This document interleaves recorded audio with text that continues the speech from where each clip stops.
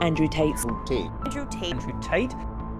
In a world where social media shapes public opinion, few figures have polarized audiences like Andrew Tate, known for his brash demeanor and unapologetic views. Tate's rise to fame has been anything but conventional. He is adored by millions for his motivational speeches about self-discipline, financial success, and what he calls true masculinity, but equally. You have to do something. Raw action solves. So when I was broke, I was never like, I'm poor. He is condemned for his comments about women, gender roles, and relationships. Women don't respect men with no hose. Comments that have led to accusations of misogyny and hate speech. Whether seen as a thought leader or a provocateur, one thing is certain: Andrew Tate's influence is hard to ignore. In this video, we will explore the origins of Tate's persona, the controversies that surround him, and the legacy he's building in a world increasingly divided over issues of gender, power, and free speech. Andrew Tate was born in 1986 in Washington, D.C., the son of Emory Tate, an international chess master known for his brilliance and eccentricity. Growing up, Tate learned the values of discipline and competitiveness from his father, traits that would later define both his career and public persona. However, life wasn't always glamorous. After moving to Luton, England, Tate and his family faced financial hardship, something he frequently references when speaking about his tough upbringing. But it was in the world of kickboxing where Tate truly began to make a name for himself.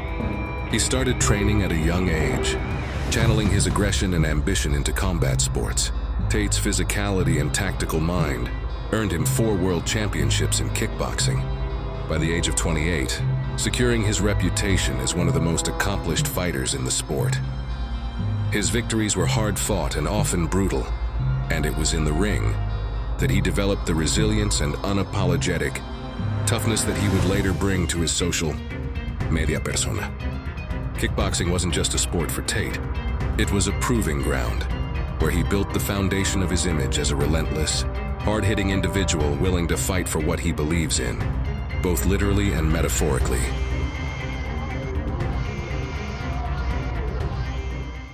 While many athletes fade from the spotlight after retiring from competition, Andrew Tate took a different path. As he stepped away from kickboxing, Tate set his sights on an entirely new arena, social media. But this wasn't a simple pivot. Tate didn't just want to post highlights of his career or offer generic fitness tips.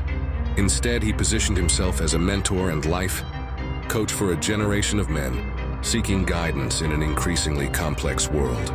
Tate leveraged platforms like YouTube, Instagram, and Twitter to build his brand. His videos didn't just focus on fitness and martial arts.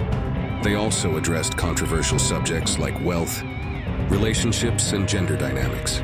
One of his key messages was about the importance of self-reliance and traditional masculinity. He spoke about the need for men to reject societal expectations, work tirelessly, and assert control over their lives. But it was Tate's blunt delivery and harsh critiques of modern society, particularly women and what he deemed weak men, that catapulted him to viral fame.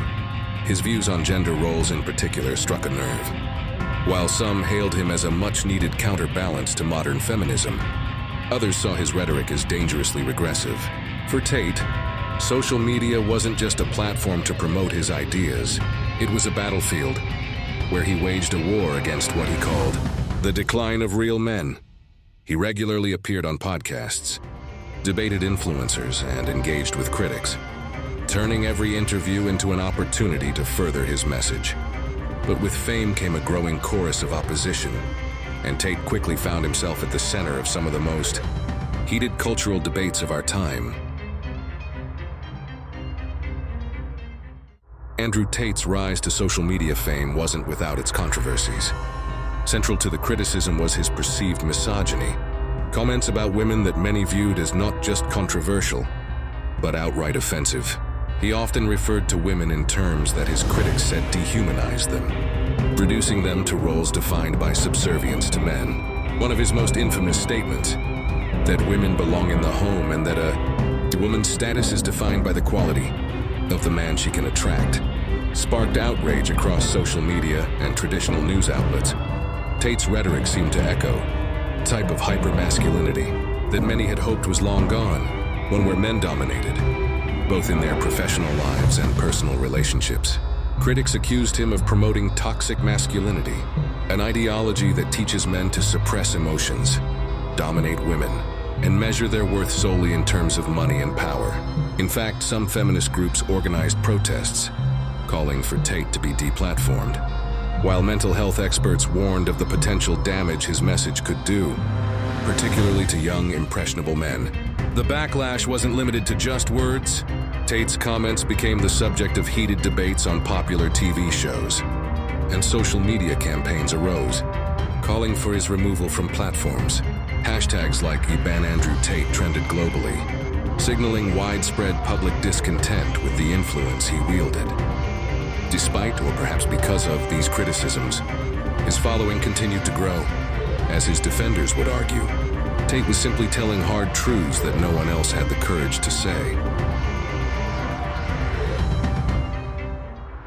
Amidst the swirling controversy, Andrew Tate has never wavered in his defense of his beliefs. To him, the accusations of misogyny and toxic masculinity are not only exaggerated, they are intentional misinterpretations of his message. He asserts that his words are taken out of context, and that his real mission is to teach men how to thrive in a world that is increasingly hostile to them. According to Tate, modern society has neutered men, turning them into passive, fearful, and indecisive individuals who no longer embrace the roles they were biologically meant to fulfill. He rejects the notion that his advice is harmful, insisting that it's grounded in traditional values of strength, self-sufficiency, and personal responsibility. Tate often claims that his teachings about relationships and gender dynamics are about helping men reclaim their confidence and dominance, not to oppress women, but to assert themselves in ways that benefit both men and women. He frequently points out that in his view, men and women are different by nature, and this difference should be celebrated, not ignored. In interviews, he has stated that he holds deep respect for women, but that respect does not mean treating them the same as men. Tate's message has always been about promoting what he sees as natural roles, men as protectors and providers, and women as nurturing figures who support them. To his supporters, Tate's defense rings true. They see him as a mentor, providing guidance in a time when traditional masculine virtues are under attack. Many of his followers credit him for changing their lives, inspiring them to take control of their careers, health, and relationships.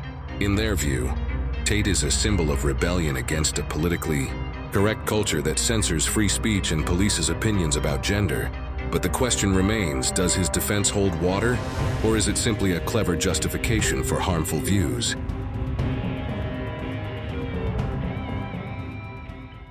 The battle lines over Andrew Tate's influence are clearly drawn. On one side are his supporters, many of whom see him as a rare voice of truth in a world that has become too politically correct.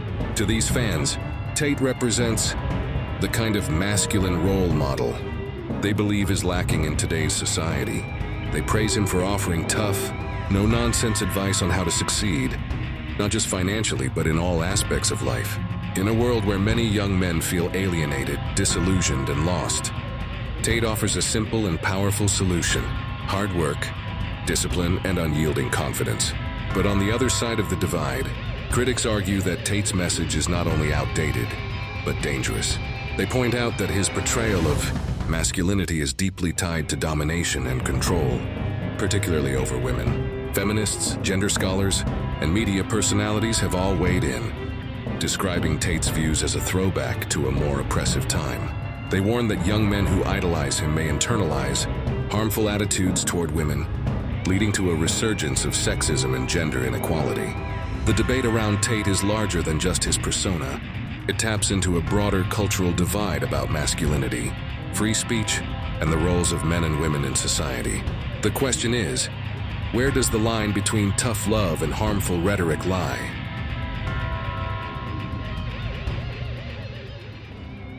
In 2022, after months of growing controversy, Andrew Tate's social media presence came under fire from major platforms. In response to public outcry and allegations of violating their hate speech policies, platforms like Instagram, Twitter, and YouTube began banning Tate's accounts. The rationale was clear. Tate's message had crossed a line, promoting harmful ideologies that could no longer be tolerated. However, the bans only seemed to fuel Tate's fame. In interviews and statements following his deplatforming, Tate framed the bans as evidence of a society afraid of strong male figures. He argued that his removal was not about misogyny or hate speech, but about silencing dissenting voices who challenge modern norms. For many of his supporters, the bans became a rallying point.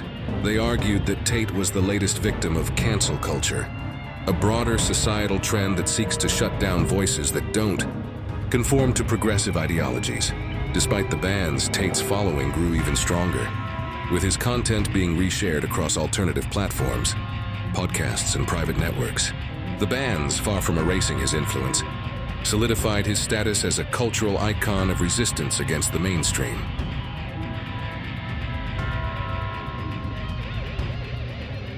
Andrew Tate's legacy is still being written. Whether you view him as a revolutionary figure fighting against the constraints of modern society or as a dangerous promoter of outdated ideas, it's clear that his impact on the conversation about masculinity, gender roles, and free speech is undeniable.